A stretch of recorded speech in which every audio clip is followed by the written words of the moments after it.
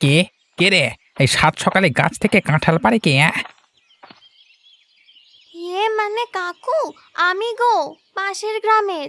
এই একটা কাঁঠাল পেকেছিল, তাই পেরেছি। তবে রে, গাছ কি তোর বাবা লাগিয়েছে নাকি? দিনে দুপুরে চুরি করা হচ্ছে? ছি ছি কাকু, চুরি কেন করবো গো? আবার মুখে মুখে তর্ক করিস?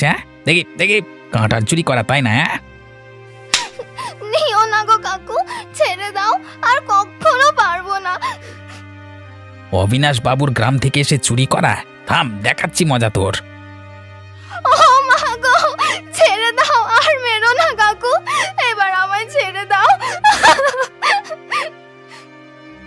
আর তবে আসবি এদিকে, বল বল, আর কি চুরি করা হবে? সত্যি করে বলছি, আর কোনো দিনও এই কাঁঠাল গাছের আশেপাশে আসবো না। না না না না, এত সহজে তোকে ছাড়া যাবে না। এই গাছে তোকে বেঁধে রেখে নিশিকান্ত বাবুকে খবরটা জানাই। হাতটা ছাড়ো না কাকু, খুব লাগছে, আমায় বেঁধে রেখো না, দুটো পায়ে পড়ি তোমার। কেন, কাঁঠাল পারবার আগে মনে ছিল না কথাগুলো? এখন দেখ কেমন মজা লাগে। এই গায়ে এসে কাঁঠাল পারবি আর আমি চোখ দিয়ে দেখব। ছোট মানুষ আমি, অত বুঝিনি। কাঁঠালটা পেকেছিল, তাই ভাবলাম একটা কাঁঠালই তো, তাই জন্য পেরেছি।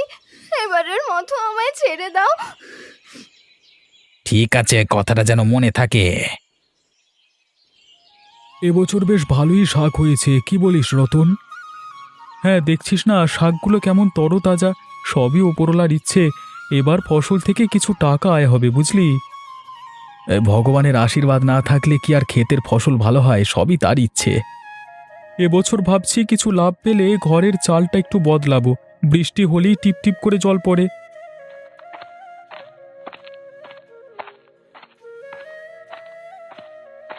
কি রতন গোপাল, দুই বন্ধুতে ফসল তো ভালোই ফলিয়েছ, বেশ ফলন দেখা যাচ্ছে। আগে বাবু, আপনার আশীর্বাদে ওপরওয়ালা এবার ভালোই ফসল দিয়েছে।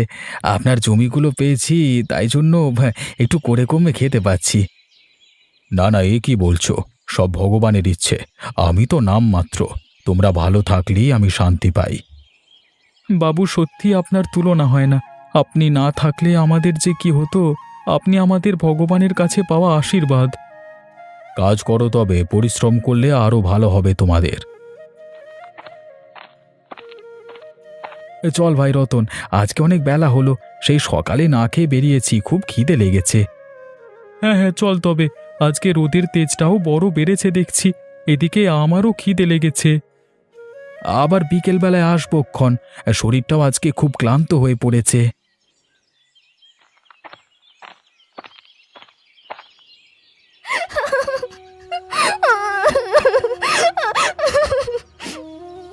কি হয়েছে পূজা, কাঁদছিস যে? কে মেরেছে তোকে? আমাদের গায়ের ওই তেমাথার কাঁঠাল গাছে একটা পাকা কাঁঠাল পেরেছি, তাই জন্য খগন কাকু খুব মেরেছে মা। দেখি দেখি।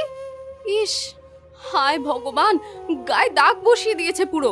সামান্য একটা কাঁঠালের জন্য কেউ এভাবে মারতে পারে একটা বাচ্চাকে? অনেক করে বলেছি, তাও শুনলো না গো। থাম থাম থাম, তোর বাবা আসুক, দাঁড়া, এর একটা বিহিত করতেই হবে। তোকে কি চোরের মেয়ে পেয়েছে নাকি ওরা? কই গো, কি হয়েছে? এত চিল্লাচ্ছ যে? আরে দেখো না, একটা কাঁঠাল পেরেছে বলে ওই গায়ের খগের মেয়েটাকে কি মারটাই না মেরেছে। কই দেখি দেখি, এভাবে মেরেছে ওই খগেন? এর একটা হেস্তনেস্ত করতেই হবে। জানো, আমাকে মারার সময় বলছিল অবিনাশের গা থেকে এসেছিস এ গায়ে চুরি করতে। ও, তবে খগেনের মনে এই ছিল? এতটুকু বাচ্চার সঙ্গেও হিংসে? শোনো, আমি কিন্তু বলে দিচ্ছি, এর একটা বিহিত কিন্তু তোমাকে করতেই হবে। ছোট পেয়ে এইভাবে মারা, এর একটা শিক্ষা ওকে দিতেই হবে। তার বলতে, তুমি নিশ্চিন্ত থাকো, আমার মেয়েকে মেরে ওই ঘাড় তেরা খগেন বুকে বাতাস লাগিয়ে ঘুরবে। হ্যাঁ, দেখছি সব। বলছিলাম, অবিনাশ বাবুকে একটু জানাবে নাকি গো? তা তো জানাতেই হবে। তুমি একটু পূজাকে নিয়ে থাকো, আমি একটু রতনের বাড়ি যেয়ে বিষয়টা বলি।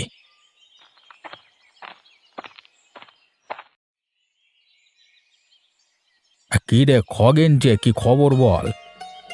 আগে বাবু, আপনার বেশ খুশির খবর আছে। খুশির খবর তো বলে ফেল, বনিতা করছিস কেন? ওই পাশের অবিনাশের গাঁয়ের গোপালের মেয়ে আজকে সকাল সকাল কাঁঠাল পাড়ছিল, হাতে নাতে ধরে দুটো চড় থাপ্পড় মেরে দিয়েছি। বলিস কি? এই সকাল সকাল তবে একটা কাজের কাজ করেছিস। আগে তার বলতে, বিশেষ করে ওই আপনার চিরশত্রু ওই অবিনাশের গাঁয়ের মেয়ে হওয়ায় রাগটা আমার মাথায় চড়েছিল বাবু। ওই অবিনাশ খবরটা শুনবে আর চলবে, কি বলেন বাবু? তা বটে, অনেকদিন ওই বুড়ো অবিনাশকে সায়স্তা করা হয় না, আজকে তবু একটু বুঝবে বুড়োটা। হ্যাঁ, এতক্ষণে হয়তো বুড়োর কান অবধি গিয়েছে। যাক, যাবার জন্যই তো মারটা মেরেছি। মনে মনে খুব আনন্দ হচ্ছিল গো বাবু, মনে হচ্ছিল ওই বুড়ো অবিনাশকে যেন মারছি। এবার তবে আমাকে ওই বুড়ো ডাকবে? হ্যাঁ, তুই বরং মেয়েটাকে বেঁধে রেখে খবর দিতিস, তবে আরো বেশি সায়স্তা হতো। খুব অনুরোধ করেছিল, তারপর ছেড়ে দিয়েছি। শোন খগেন, অবিনাশের গাঁয়ের কোনো লোককে সুযোগ পেলে সায়স্তা করবি, আর পরের বিষয়গুলো আমি দেখব। সে বিষয়ে আপনি কোনো চিন্তা করবেন না বাবু, এই খগেন সুযোগ পেলে অবিনাশের পিলে চটকিয়ে ছাড়বে। তা আমি জানি, আমার তোর উপর বেশ বিশ্বাস আছে। ওই অবিনাশকে দিশেহারা করতে তুই যথেষ্ট, এই জন্য তোকে আমার বেশ ভালো লাগে, বুঝলি? আগে বাবু, আপনি শুধু আমার দিকটা একটু খেয়াল রাখবেন। সে তুই নিশ্চিন্তে থাক। গোপাল, এই তো মাঠ থেকে গেলি রে? হ্যাঁ, ওই বাড়িতে গেলাম, তারপর দেখি একটা ঝামেলা। পাশের গাঁয়ের খগেন পূজাকে খুব মেরেছে। কি? তা খগেন পূজাকে কেন মারবে? এ তো ভারী অন্যায়। আরে, ওই কাঁঠাল গাছটা একটা কাঁঠাল পেকেছিল, ছোট মানুষ না বুঝে পেরে ফেলেছে। এটা দেখেই খগেন যা তা গালাগালি দিয়ে চড়থাপ্পড় মেরেছে, আবার অবিনাশবাবুর নাম ধরে বলেছে। হ্যাঁ, ওই ঘাড় তেরা খগেনের এত সাহস! এতই যখন পারে, তো ছোট একটা মেয়েকে কেন মারলো? এটা তো সহজে মানা যায় না গোপাল। তো আর বলছি কি, গিন্নি তো মহা রেগে, একটাই আদরের মেয়ে আমাদের ভাই। চল চল, আগে অবিনাশবাবুর বাড়িতে যাই, সেখানেই বরং সব খুলে বলি। কিন্তু আমি ভাবছি ওই খগেনকে আগে মারবো, তারপর না হয় অবিনাশবাবুর দ্বারস্থ হব। তা তো করা যায়, তবে আমাদের সুখ দুঃখে অবিনাশবাবু পাশে থাকে, তাই বাবুর কাছেই আগে যাওয়াটা ভালো হবে। দেখ ভাই, আমার মাথাটা খুব চলছে না, তাই তোর কাছে এলাম। ভালো মন্দ কি হবে তুই ভেবে বল। ও, তুই চিন্তা করিস না গোপাল, চল আগে অবিনাশবাবু কি বলি। বাবু নিশ্চয়ই এর একটা বিহিত করবেন। ওই নিশিকান্ত আমাদের গাঁয়ের লোকেদের বড়ই অশান্তিতে রাখছে। এটার একটা সঠিক বিহিত না করলে দিন দিন এই অত্যাচার বাড়তেই থাকবে। সে আমি বেশ ভালো জানি। ওই নিশিকান্তের ডান হাত হয়ে কাজ করছে খগেন চাটুকারটা। তবে চল অবিনাশবাবুকে বিষয়টা আগে জানাই।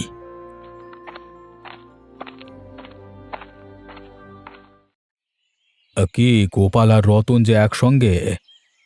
বাবু, বড় একটা সমস্যা বেঁধেছে। আমার ওই ছোট মেয়েটাকে ওই গাঁয়ের খগেন অন্যায় করে মেরেছে, সঙ্গে সঙ্গে আপনার নামেও গালমন্দ করেছে। সে কি? কখন ঘটল সব? সকালে মাঠ থেকে এসেই দেখি এই কাণ্ড ঘটেছে। মেয়েটার আমার গায়ে মারের দাগ বসে গেছে সামান্য একটা কাঁঠালের জন্য। নিশিকান্তের প্রশ্রয় পেয়ে এই খগেনের এতবার বেড়েছে, ও আজকাল ধরাকে সরা জ্ঞান করছে না। বাবু, এটার একটা বিহিত করতেই হবে, না হলে খগেনের অত্যাচারে সবাই অতিষ্ঠ। হ্যাঁ, রতন ঠিকই বলেছে। ওই চাটুক আর খগেন দিন দিন বেড়েই চলেছে। আমরা গরিব মানুষ বাবু, তাই বলে সবসময় তো এই অন্যায় মানা যায় না।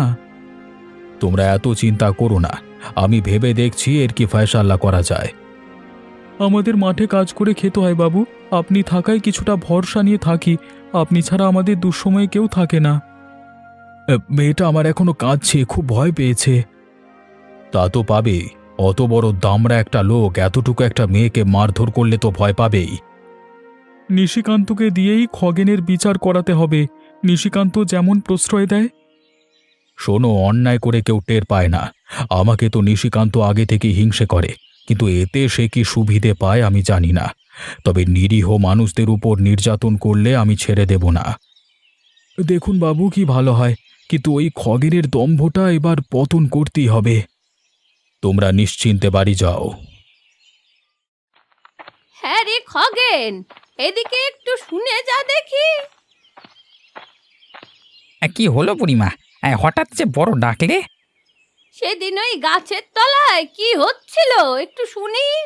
বুড়ো হয়ে গেছি, চোখে একটু একটু করে দেখলাম। ও আর কি বুড়িমা, অবিনাশ বুড়োর গায়ের গোপালের মেয়ে কাঁঠাল চুরি করতে ধরা পড়েছিল, তাই একটু উত্তম মধ্যম দিলাম আর কি। তা কতটুকুন মেয়ে একটা কাঁঠাল না পেরেছে, তার জন্য ওইভাবে মারতে হবে কেন শুনি? ও তুমি বুঝবে না, অবিনাশ বুড়োর গায়ের মানুষগুলোকে আমার সহ্য হয় না। কেন রে মুখ পোড়া, ওরা তোর কি ক্ষতি করেছে? এই তোমার এসব কথা রাখো তো বুড়িমা, এসব নিয়ে তোমাকে বুঝিয়ে কাজ নেই। হ্যাঁ, তা কাজ থাকবে না কেন? কিভাবে মানুষের ক্ষতি করতে হয় তা বেশ বুঝিস। দেখো বুড়িমা, ওই বুড়ো অবিনাশকে শায়েস্তা করাই আমার কাজ। অবিনাশ কি তোর বাড়িতে আগুন দিয়েছে যে ওর ওপর তোর এত রাগ? সে তুমি বুড়ো মানুষ, অত শত বুঝে কাজ নেই, তুমি বরং তোমার কাজ করো। হ্যাঁ, শোন খগেন, বেশি আর বাড়াবাড়ি করিস নে, ভগবান এসব সহ্য করবেন না। আমাকে সে জ্ঞান দিতে, অত জ্ঞান দেবার প্রয়োজন নেই বুড়ি। ঠিক আছে, যা ভালো বুঝিস কর, তবে বিপদে একদিন তোকে পড়তেই হবে, এই আমি বলে দিলুম।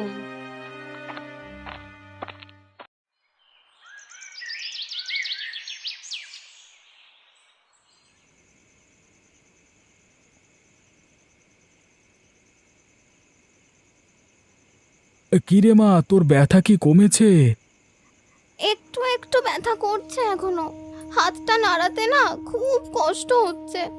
গায়ে কি জোর গো বাবা, এত শক্ত করে হাতটা ধরেছিল। ব্যাটা একটা পশু, ভেতরে মায়া দয়া কিছুই নেই। মায়া দয়া থাকলে কি আর ওইভাবে কেউ মারতে পারে? নিজের ঘরে তো তার ছেলে পুলে ছিল না। কষ্ট পাস না মা, এর একটা সঠিক শাস্তি খগেনকে দেবই দেব। তা বলছি, অবিনাশ বাবু কি বললেন বলো তো? উনি যদি একটু দেখতেন বিষয়টা, তবে হয়তো সবটা ঠিক হয়ে যেত। আমি আর রতন গিয়েছিলাম, সব তো বাবুকে খুলে বললাম। এখন দেখা যাক বাবু কি করে। মা, আমি তবে উঠি, আমার আর খেতে ইচ্ছে করছে না। কেন রে মা, শরীর খারাপ লাগছে বুঝি? না মা, তেমন নয়। আচ্ছা বেশ, তাহলে তুই ওঠ। আর এই যে শুনছো, কালকে আরেকবার রতনকে নিয়ে যেও তো অবিনাশ বাবুর বাড়িতে। সে তো যাবই, কালকে একটা সমাধান হবেই এটার, এ নিয়ে তুমি চিন্তা করো না, এটা আমার দায়িত্ব গিন্নি।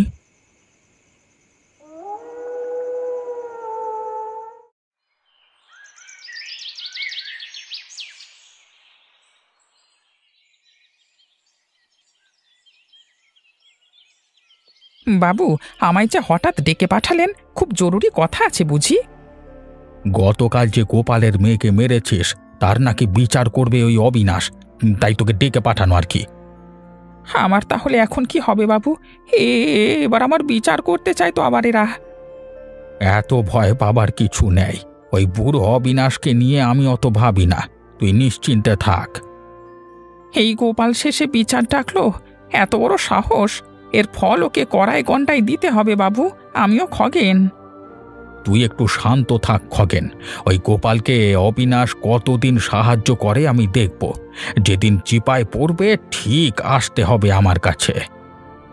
এবার তবে গোপালকে নাকের জলে চোখের জলে করব বাবু। আমাকে গোপাল চেনে না, আমার সাথে এত বড় সাহস দেখানো। আর শোন, দু একজন লোক আশেপাশে রাখতে হবে, ওরা যেন কোনোভাবেই এই বিচার না করতে পারে, প্রয়োজনে লাঠি দিয়ে ঘায়েল করব। বিচারটা হবে কোথায় বাবু? আমার এখানে আবার কোথায়? তুই কি ভাবিস আমি অবিনাশের বাড়িতে যাব? তাহলে তো আমার আর চিন্তা নেই, এতে বেশ ভালোই হলো। আমাদের এখানে এসে ওদের তো আর গলা বাজে শুনবো না। কালকে অবিনাশ যখন আসবে ওকে কিভাবে অপমান করা যায় তা ভাবতে থাক, ওই বুড়োকে অপমানের খুব শখ আমার। এই খগেন থাকতে নিশ্চিন্তে থাকুন আপনি, আমাকে তো চেনেন আপনি, ওদের সাহস কত, এর দফা রফা আমিও করব বাবু। যা তবে, দেখ চারিদিকের কি খবর, একটু চোখ খোলা রাখ। ঠিক আছে, তবে আমি চললাম আজকে, কাল তবে আবার আসবো।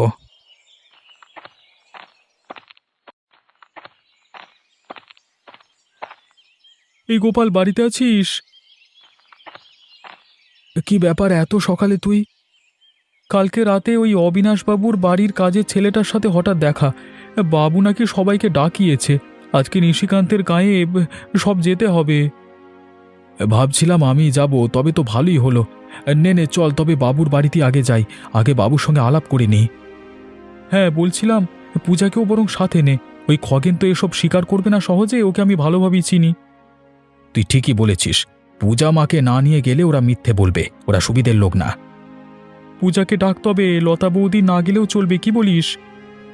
হ্যাঁ পূজা গেলেই চলবে। মা পূজা, কই একটু বাইরে আয়। হ্যাঁ বাবা, বলো, কিছু বলছো? তোকে যে একটু যেতে হবে সঙ্গে মা। ওই নিশিকান্তের বাড়িতে আজকে বিচার নিয়ে যাব, তুই একদম ভয় পাবি না। না বাবা, তুমি থাকলে আমি কেন ভয় পাবো? চলো তাহলে, ওই পাজি খগেন কাকুর একটা উচিত শাস্তি চাইবো।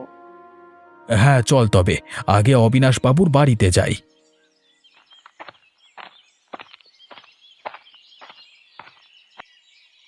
কই তোমার খগেন, ডাকো দেখি। এই অত তাড়াহুড়োর কি হলো? এসেছো, একটুখানি বসো। এখানে বসতে আসিনি আমি। অতটুকু একটা মেয়েকে তোর খগেন এভাবে মেরেছে কেন? পাজিটা কই, ডাকো তাড়াতাড়ি। অতটুকু মেয়ে এ গায়ে এসে কাঁঠাল চুরি করবে, তা মারবে না তো কি সোহাগ করবে? আবার এসেছে চোরের হয়ে সাফাই গাইতে। মুখ সামলে কথা বলো। একটা কাঁঠাল বাচ্চা মানুষ পেরেছে, এটা কি চুরি? আর কাঁঠাল গাছটা তো তোমাদের না, ওটা সবার গাছ।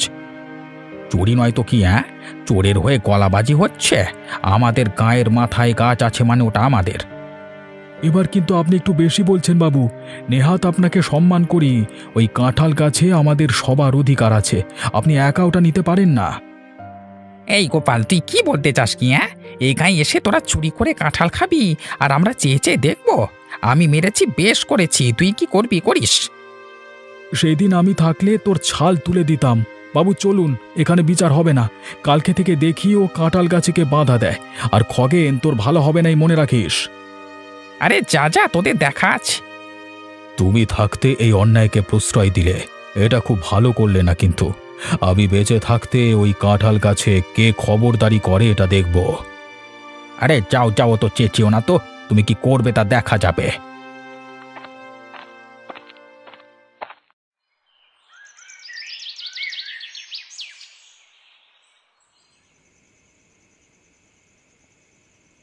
খগেন, তুই আবার এত রাতে যে? বাবু, আজকে কেমন দিলাম ওদের, সব কটা পাজির দল আমাদের গায়ে এসে মাতব্বরি করে। হ্যাঁ, আজকে ওই অবিনাশ বুঝে গেছে নিশিকান্ত কি জিনিস, এখানে এসে করবে বিচার। বলছিলাম বাবু, ওদের ওই কাঁঠাল গাছে খুব লোভ, দেখি ও গাছ কিভাবে থাকে। একটা বুদ্ধি আঁটতো, ওই গাছের কাঁঠাল খাবার স্বাদ ওই ছোট লোকগুলোর মিটিয়ে দিতে হবে। অত বুদ্ধির কি আছে? ওই গাছটা কেটে দিলেই তো সব ঝামেলা চুকে যায়, না থাকবে কাঠ, না থাকবে কাঠি। কিন্তু গাছটা কাটলে কেউ যদি দেখে ফেলে, তবে তো ঝামেলা পাকাবে। আপাতত ওটা আমার ঘাড়ে ছেড়ে দিন, আমি ওটা দেখে নিচ্ছি। তবে সব ঠিকঠাক করে ফেল, দেরি করে লাভ নেই। ছোট লোকগুলোর কাঁঠাল খাবার স্বপ্ন ধূলিসাৎ করে দে। আজকে রাত্রি ওই কাজ আমি সেরে ফেলবো, কালকে সকালে পড়ে থাকবে শুধু ডাল পাতা। হি হা হা। দেখি সাবধানে করিস, কেউ যেন টের না পায়। এই গাছের কাঁঠাল খাবি খুব শখ, তাই না? দেখ, গাছটাই আর পাবি না, আমি বিচার করব। কে কে ওখানে? এই, তোরা কে রে? এই মরার বুড়িটা আবার কোত্থেকে আসলো? এত রাতেও ঘুমায়নি কেন? কি রে খগেন, তুই গাছ কাটছিস কেন? গাছটার কাঁঠাল এ গা থেকে ও গা সবাই খায়, আর তুই গাছটা কেটে ফেললি, মুখ পোড়া। থাম থাম, তোর গাছ আমি কাটাচ্ছি। হ্যাঁ, কেটেছি তো বেশ করেছি। ও গায়ের লোকেরা এসে কাঁঠাল খেয়ে যাবে, তা আমি হতে দেব না। তবে রে মুখ পোড়া, ওই তোরা কে কোথায় আছিস, এদিকে আয়, দেখে যা কি কাণ্ড ঘটিয়েছে। আরে কাউকে ডেও না গো বুড়িমা, সবাই জেনে গেলে বড় সর্বনাশ হয়ে যাবে আমার। এই তোমার পায়ে পড়ছি। না না, সেদিন এক কাঁঠালের জন্য অতটুকু মেয়েকে মারলি, আর এখন তুই রাতের অন্ধকারে লুকিয়ে গাছ কাটবি, আর আমি ছেড়ে দেব? কাল সকাল হোক, তোর একটা ব্যবস্থা করে ছাড়বো। খুব বার বেড়েছিলি তুই। আর করবো না এমন বুড়িমা, এবারের মতো আমাকে ছেড়ে দাও, তুমি আর কাউকে ডেকো না। ডাকবো না বলছিস? তোর শাস্তি পেতেই হবে। এমন ফলবান গাছটা তুই কেটে ফেললি, তোর পাপের ঘোড়া পূর্ণ হয়েছে। পাজি কোথাকার! এই, কে কোথায় আছিস? এই পাজিটাকে ধরে ফেল। কাল সকালে সবার সামনে তোর মুখোশ খুলবো। ইয়ে মানে সর্বনাশ করো না বুড়িমা, আমি আসলে হিংসে করে এসব করে মানে ভালো মন্দ ভুলে গেছিলাম আর কি, ছেড়ে দাও। সেই ভুলের মাসুল এবার কড়ায় গন্ডায় দিবি।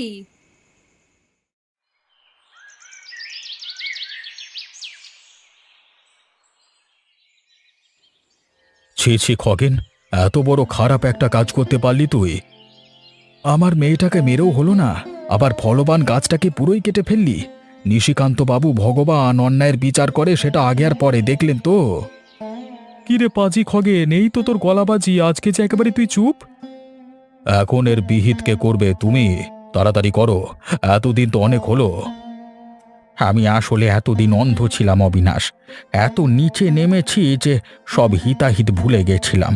তুমি আমাকে ক্ষমা করে দাও, আমরা দুজন মিলে দু গাঁয়ের সব হিংসে বিদ্বেষ দূর করব। সে ভুল বুঝতে এত দেরি করলে যে আমাদের পুরনো এই কাঁঠাল গাছটা হারাতে হলো, এজন্য সবকিছু ভেবে করতে হয়। এই পাজি খকেন, তুই সব নষ্টের মূল। যা যা গোপালের পায়ে ধরে ক্ষমা চা, পূজার কাছেও ক্ষমা চা। এতদিন তোর বুদ্ধিতে এত অন্যায় হয়েছে। আমাকে ক্ষমা করে দে ভাই গোপাল, সেদিন বড় অন্যায় করেছি। আর পূজা মা, তুইও ক্ষমা করে দে, সেদিন খুব মেরেছি তোকে।